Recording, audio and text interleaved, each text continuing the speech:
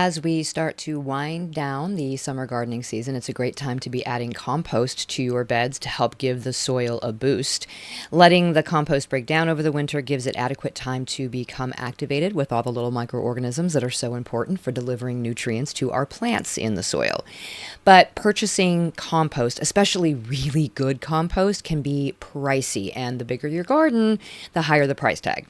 It's hard to justify sometimes because some of us are growing our own gardens so that we can save money on our food budget and not pay more to amend the soil than it would cost us to just buy our veggies at the grocery store. And if we opt for the budget compost, we may find that not only is the texture and the quality definitely fitting the price point, but our plants aren't getting much out of that soil the following season, which is a complete waste of money. I also understand that not everybody has room for a big compost pile in their yard. You may not even have a yard and you're gardening in containers on a patio or a porch, but you still want the best amendments for your soil. And everybody has kitchen waste that can be used to feed our garden soil. So today on Just Grow Something, we're going to talk about the absolute easiest and least messy ways to build a small compost pile or composting system for your garden, regardless of where you are.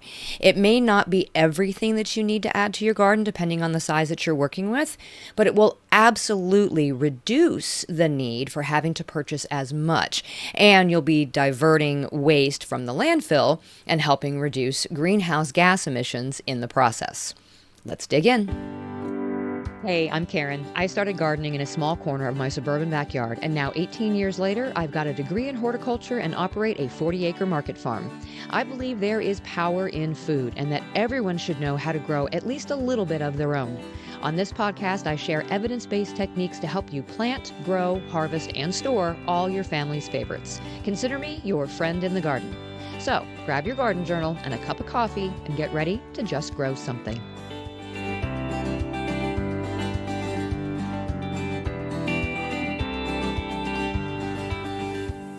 So, the September question of the month asked, what was your biggest success in the garden this season? So, from the email I got from Zita Swindells, said, my biggest success in the garden this year was summer squash. I planted Blue Hubbard squash as a trap crop early on, planted a couple of other varieties a few weeks later, then a third sowing when I had an open bed after harvesting my garlic. For the first time ever, I avoided the dreaded squash borers that are always taking out my plants.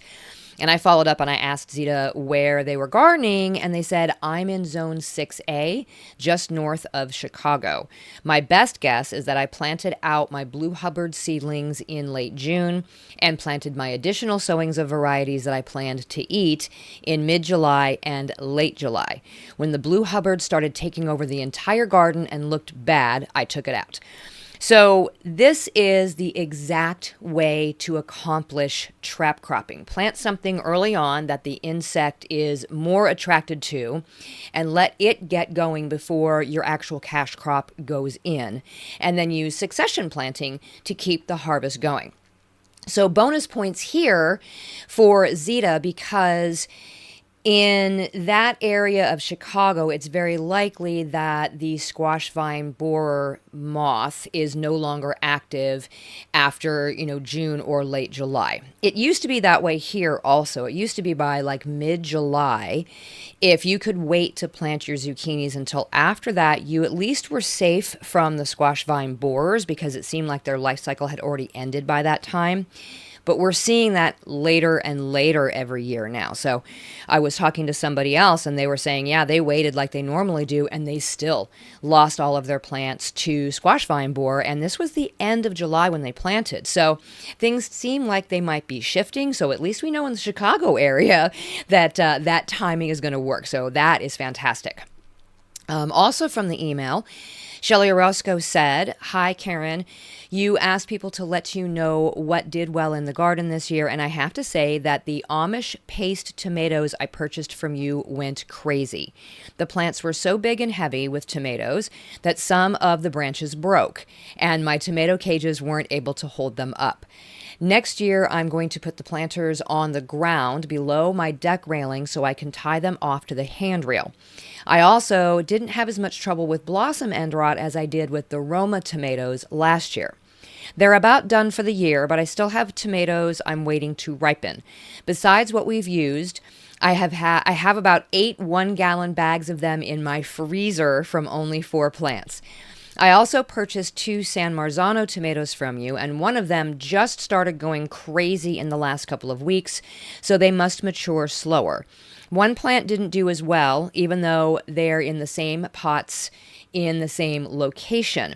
Or maybe it's the self-watering planters that I used for the Amish ones versus regular pots for the San Marzanos, so I'll try them in self-watering planters next year. Regardless, I've got so many tomatoes on that San Marzano that it also bent my cage and one of the branches broke.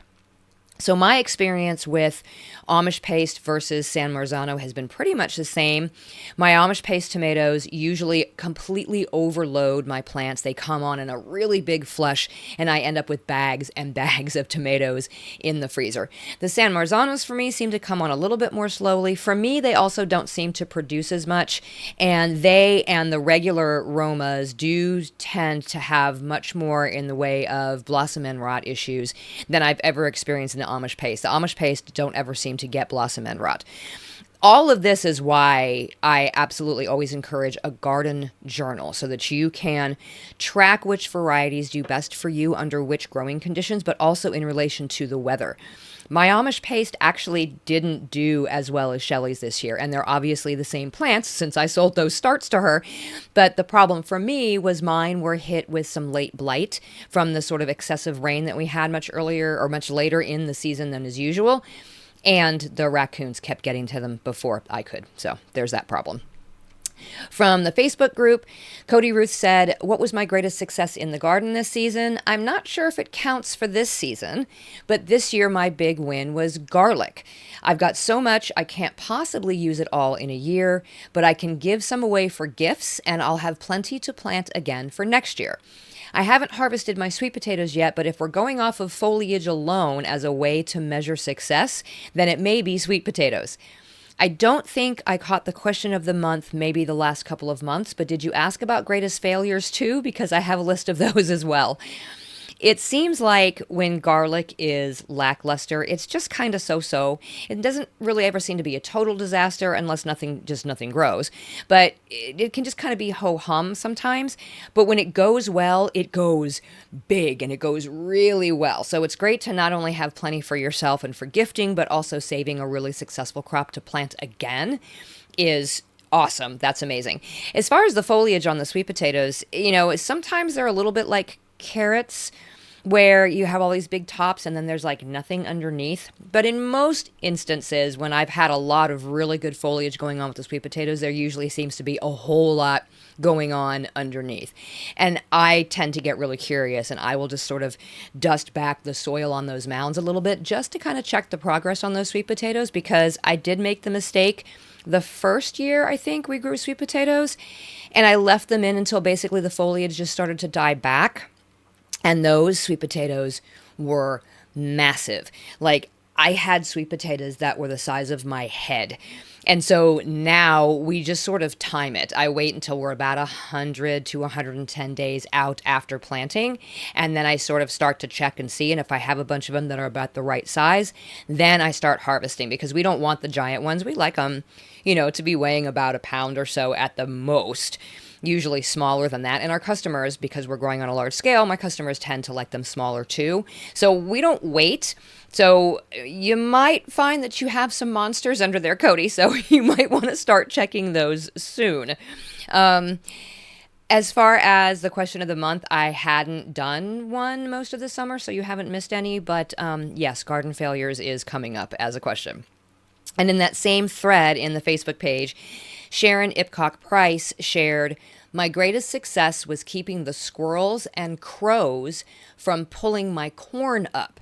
And she shared a beautiful picture of her stands of corn. This is another good one. I mean, for us, it's usually deer and raccoons getting the corn. And I've gone to all kinds of crazy measures to keep them out. Last season, I wrapped the entire crop in bird netting because I was growing my corn in the planter box direct planters. And so I just wrapped the entire planter and those corn plants. It worked like a charm. Everybody stayed out. In fact, I didn't have to grow corn this year because I had enough in the freezer. So I'm glad you finally got corn, Sharon. And also in that same thread, Brittany McCormick said, I definitely have more failures this year than ever, but I had some unexpected successes. Loofah and cucumbers are my successes. So it sounds like your vining crops were the winner this year. And as we'll find out here in a minute, those loofah are actually edible. So if you're having problems with zucchinis, keep that in mind. And finally, Jacqueline Whitmore 3960 on the YouTube said, my biggest success was that I finally got a squash. My beast of a plant of cucuzi squash is finally fruiting. I picked my first one tonight. All my other late plantings of squash are dealing with squash vine borer damage, but the cucuzi made it. So again, see, that's the timing of those squash vine borers. So Jacqueline planted late ones. Obviously, they are dealing with squash vine borer, but this cucuzi squash made it. Now, these squash have gotten really popular in the last year or two for this exact reason. If you're not familiar with cucuzi or cucuzza squash, it's an heirloom Italian gourd that produces these long cylindrical fruits. They're also known as snake gourd or snake melon, which it's not a melon. It's in the Lagenaria plant family, which is all of the gourds. So since it's a gourd, as the fruit matures, that skin becomes really hard and tough, and it's no longer edible. And we generally use them for decorations for crafts and that sort of thing. That's actually how I used them years ago. I had some for decoration that I used to use for Halloween. But if you harvest them while they're immature, they are smooth and they're like a pale green color and they are absolutely edible. It's kind of reminiscent of the texture and the taste of zucchini, but also with kind of a subtle nutty flavor, leaning a little bit more towards like butternut squash maybe. So this is also similar to what we see in loofah gourds.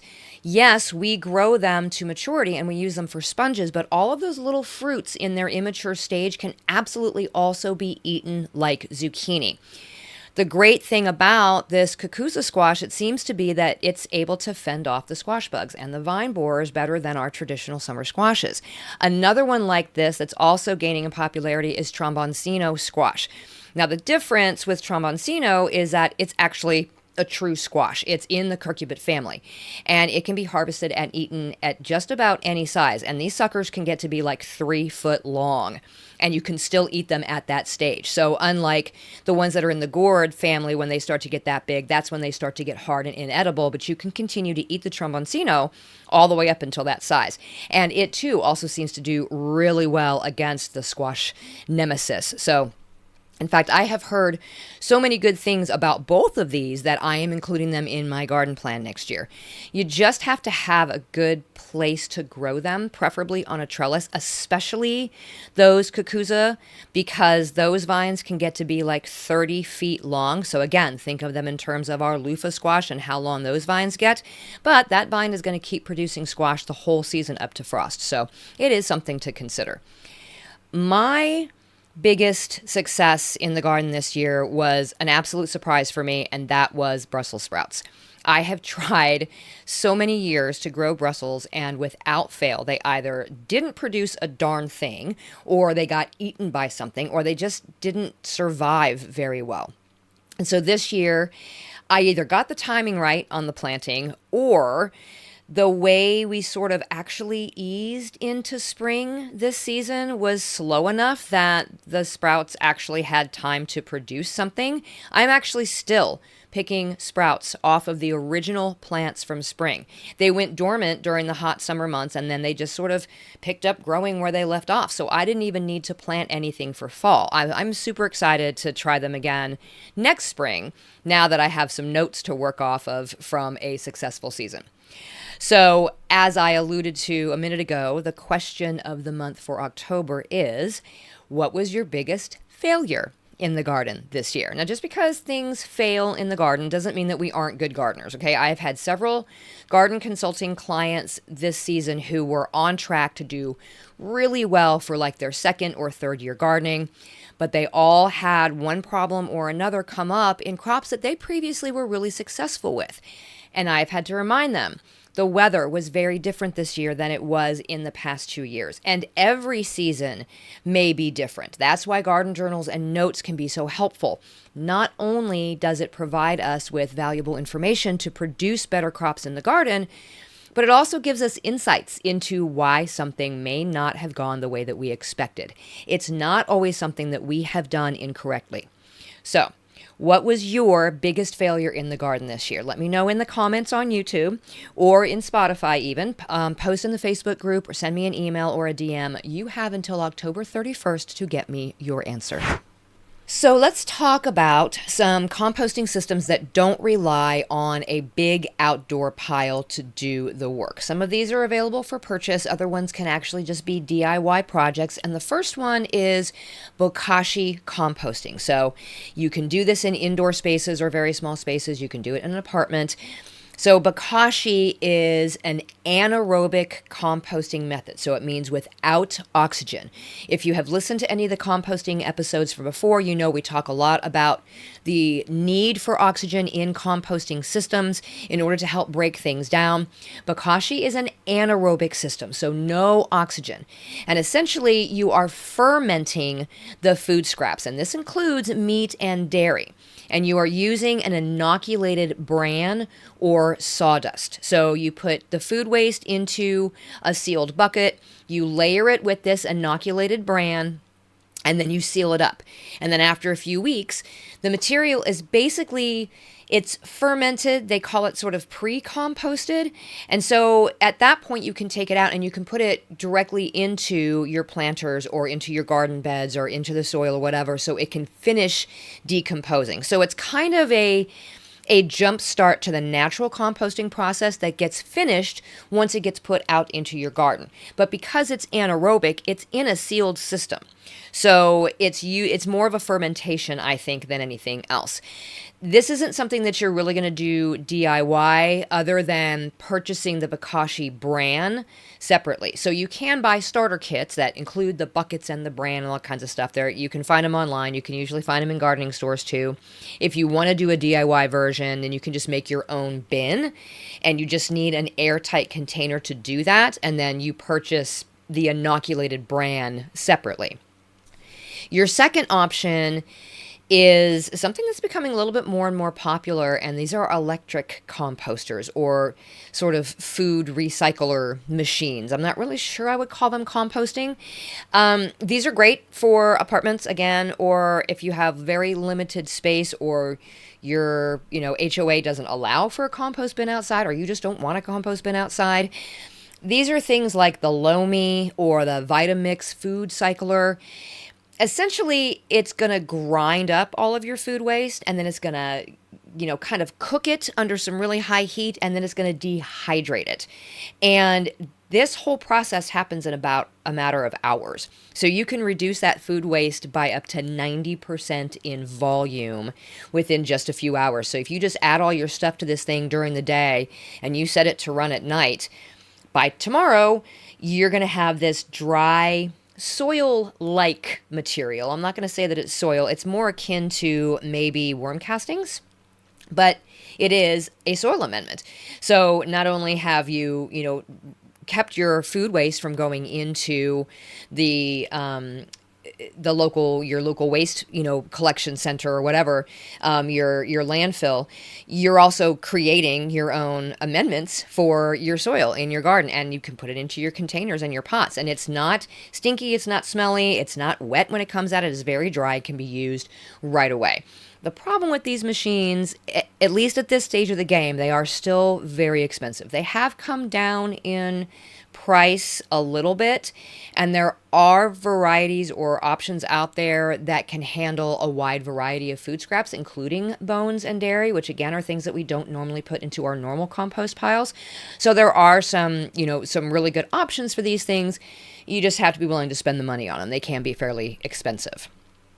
So one other way that you can compost without actually having a compost pile is composting in place. This is either trench or pit composting or in garden composting. If you have a garden, I don't recommend this for small like pots, but if you have raised planters, larger raised planters, or an in-ground garden, but even if it's just a very small space, that's fine. You are actually taking your food waste and you are directly burying it into the soil, allowing it to decompose naturally underground. This is the way composting naturally works. All you're basically doing, though, is digging a trench or a pit within the garden, about 12 or 18 inches deep is fine. And then you just add your food scraps and then you cover it with soil. So over time, the microorganisms are going to break down that waste and it's going to enrich the soil in that spot. It's super easy. You just need a shovel and some soil. So you don't need anything special, any special tools. You don't have to have buckets outside, none of that stuff. The only drawback to this is if you live in an area where you have pretty persistent critters, I guess would be the way to say it, that tend to seek out food scraps, you need to make sure it's buried well underneath and it's not going to, send up any foul odors that are going to attract any of those critters or that are going to, cause you to have some issues with, some smells or anything in your backyard. So just make sure that it's buried really well. But I tend to do this in the off season. So if I have food scraps and stuff that need to go, my compost pile is pretty well already set for the season. It's sitting out there doing its thing. It's breaking down. But if I have extra stuff that needs to go out there, I will just toss stuff into my raised beds and just kind of mix it in, and not worry about it. And by the time it comes time to plant in the spring, that stuff's already broken down. It's not going to cause you any problems whatsoever. It's perfectly fine. This also happens sometimes too when you do have a full-size compost pile and maybe you're ready to use it, you're ready to amend your beds in the spring and your compost isn't quite completely broken down. That's okay. As long as they're not huge chunks of things, you can still go ahead and throw those into your raised planters or into your garden beds. And it's going to continue to break down. As long as it's not getting in your way with planting your plants or your seeds, and it's not attracting any pests, then that's not a problem at all. The fourth way that you can compost without having an outdoor huge system is what they kind of call blender composting or maybe a food scrap smoothie. It's exactly what it sounds like. You're taking you want a high-powered blender. You want like a Ninja or a Vitamix or something that's like at least, I think, 1,500 watts or more to really be able to do this. But all you're doing is you are blending your food scraps into a smoothie, a slurry. If you have to add some liquid to it, fine, great. And then you can just literally pour that into your garden beds. If it's not super stenchy, then you can just leave it on top, just pour it around the plants and it's going to work its way in. But if you've got some stuff in there that might get a little stinky or rancid, then you can just pull the soil to the side and just kind of pour it in and break it down. This is absolutely going to accelerate the decomp because the food's already broken down into smaller particles.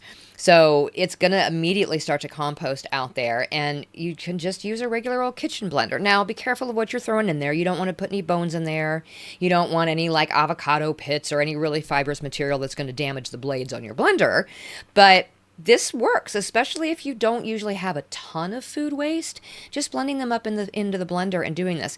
And if you find that you don't have a whole lot to compost all at once, you're a single individual, living by yourself or, whatever the case may be, a trick that I've seen my mom do is actually as you have scraps that would need to go into your compost pile, you can just put them in a bag in the freezer until you build up enough of it to be able to do something like a food scrap smoothie, or something else in terms of your compost. If you just have little bits at a time, that's okay. Throw it in the freezer, just keep adding to that bag until the bag is full, and then do something with it. So, there's always a way to get rid of your food waste without letting it go into the actual garbage and going to a landfill, because that is a really big problem.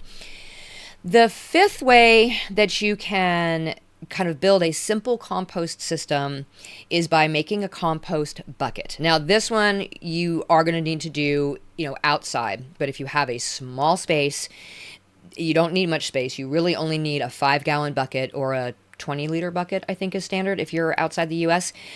All you need to do is drill some holes. About a 1/4-inch size and diameter is fine. You want them all on the sides and in the bottom. Sort of more at the top and fewer at the bottom, if that makes sense. And then at the bottom of that 5-gallon bucket, you want to line it with some sticks or some dowels or something to kind of prevent the compost from blocking the holes.